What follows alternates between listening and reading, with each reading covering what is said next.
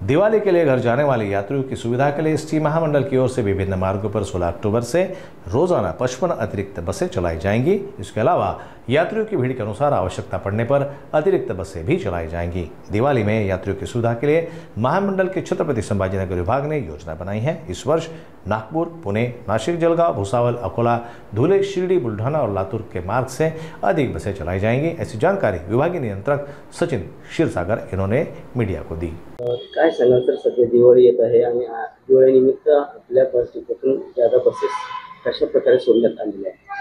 छत्रपती संभाजीनगर विभागात एकूण 8 आगार आहेत आणि या 8ही आगारामधनं आपण दिवाळी जादासाठी जादा बसेस सोडतोय। आपलं मुख्य जो मार्ग आहे तो पुणे मार्ग आहे, त्या मार्गावरती आपण साधारणतः 55 बसेस चालवतो यावर्षी। त्याचप्रमाणे आपल्याकडनं छत्रपती संभाजीनगर जिल्ह्यामधनं विदर्भात जाणारे तसेच खानदेशात जाणारे सुद्धा प्रवासी वर्ग आहे, त्यांना सुद्धा आपण जादा बसेस या ठिकाणी देणार आहोत। आणि दरवर्षीप्रमाणे यावर्षी आपण वाहतुकीसाठी सर्व बस स्थानकावरती सर्व अधिकाऱ्यांची व पर्यवेक्षकांची कामगिरी लावलेली आहे।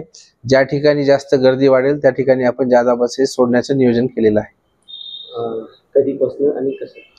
आज 15 ऑक्टोबर पासून विद्यार्थ्यांना सुट्ट्या मिळणार आहेत, त्यामुळे उद्यापासून आपल्या जादा बसेस शालेय फेऱ्या बंद होणार आहेत। त्या अनुषंगाने ते सर्व 8ही आगारांमधून नवीन बसेस आपण सोडणार आहोत।